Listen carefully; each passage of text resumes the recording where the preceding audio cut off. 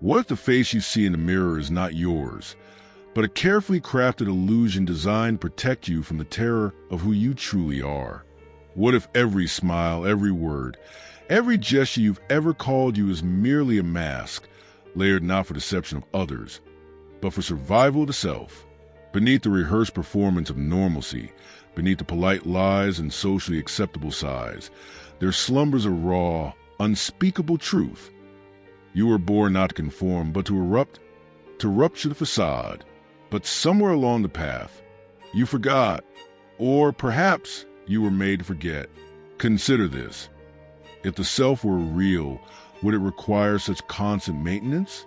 Why must you remind others and yourself of who you are day after day, like a prisoner rehearsing the lines of his own sentence? The mask is not a choice, it is a compulsion, a necessity, and like all necessary lies, it is both prison and protection, mirror and mirage. Ask yourself, do you live or do you merely perform life?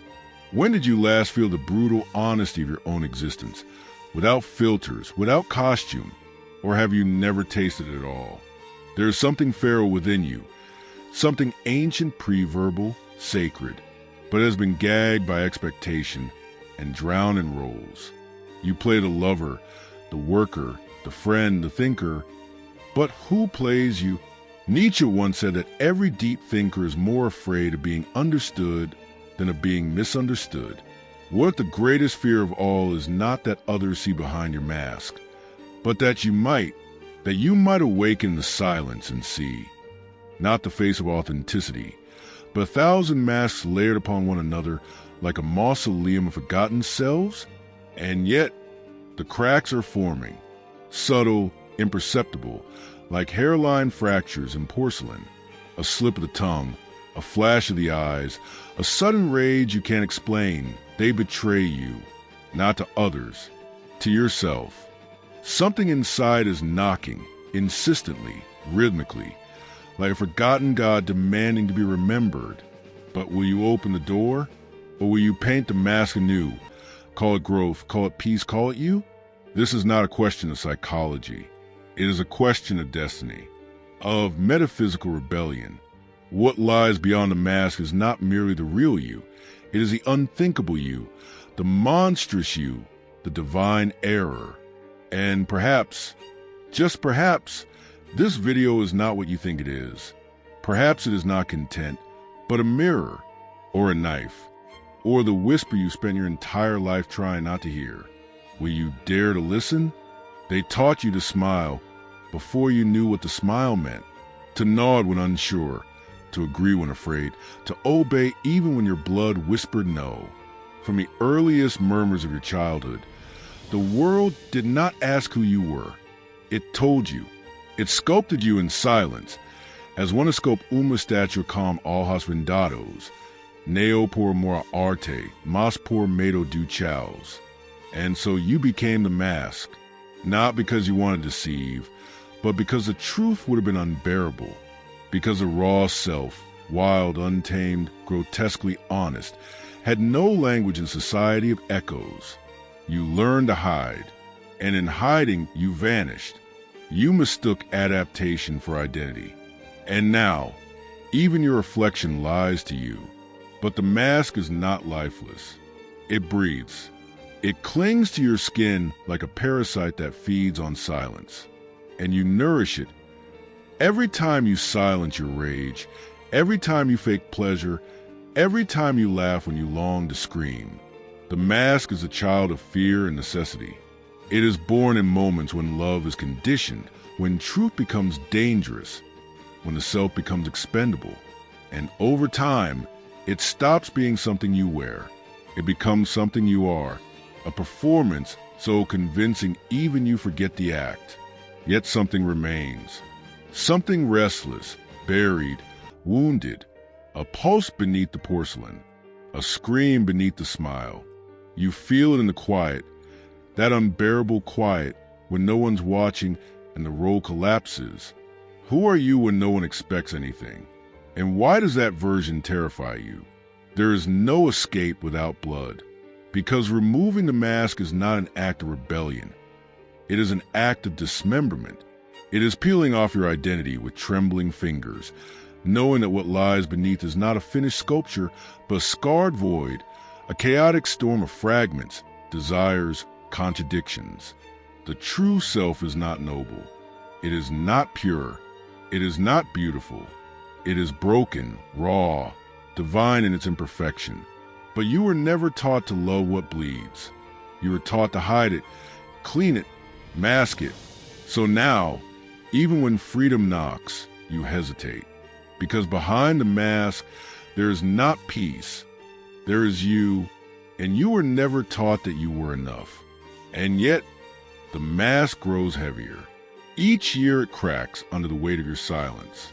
Each lie adds a layer. Each fear digs a hole. And something inside begins to rot. Not suddenly, but slowly, like a fruit left in the sun, pretending it's still ripe. You start to forget what joy felt like. Not what it looked like, you know that well, but what it tasted like in your chest. You start to doubt your memory. Was that love or just relief? Was that success or just applause? And the more you chase external validation, the more hollow you feel. You become addicted to performance, allergic to presence. The applause becomes your oxygen. But every standing ovation is followed by silence. And in that silence, the mask slips, if only for a second. Have you felt it? That eerie familiarity of your own absence? But here's the heresy. The mask was never your enemy. It was your shield, your bridge, your armor forged in the fires of rejection. It served you, protected you, but now it confines you. And you know it. That is why your soul stirs when no one's looking. That is why your heart races in moments of unexplainable grief. Because somewhere within you, the truth remembers itself, and it wants to live again, not in defiance, but in dignity. The kind of dignity that requires no mask, no performance, no justification. Just presence, just breath, just being. But to reach that, something must die. The illusion, the comfort, the idea of who you were supposed to be. And death, as Nietzsche warned, is not the opposite of life. It is its gatekeeper. So now I ask you, not as a narrator, not as a voice, but as the echo of your own forgotten scream. Are you ready to meet yourself? Or will you keep pretending that the mask is enough? And now, in the hush that follows everything you've just felt, ask yourself, was it truly a mask you wore, or was the world simply too afraid of your face? What if the illusion was never about hiding, but about surviving in a world that fears what cannot be controlled? Perhaps the tragedy is not that we lie, but that we forget the truth beneath the lie. And yet, something cracked tonight. Something ancient stirred in the shadows behind your eyes.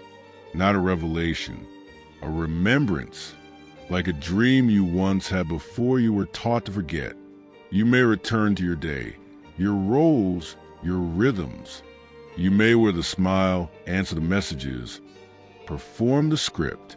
But a seed has been planted, not in your mind, but in the marrow of your silence. You've touched, even que por segundo, the forbidden texture of your own essence. And no mask, no matter how refined, can fully cover what has now begun to breathe. Because once the mask slips, even once, it never truly fits again. Let the world call it rebellion. Let them name it madness, arrogance, heresy. You will know it by another name, awakening. And it won't arrive with trumpets or signs. It will come in the quiet, in the cracks, in the trembling of your voice when you speak your first truth. And when it comes, you'll know, not because someone told you, but because your soul, long exiled, will finally turn its face to the sun. So leave this video not with answers, but with sacred discomfort. Let your questions haunt you gently. Let your reflection no longer feel like a prison, but a riddle, because the truth does not shout, it waits, and in your stillness, it will whisper again. If something within you shifted, if this touched what words alone cannot reach, then do not let it dissolve into silence. Like, comment, share, subscribe, not out of habit, but as a gesture of truth, of recognition, of return, because this is not the end. It is the first breath beneath the mask.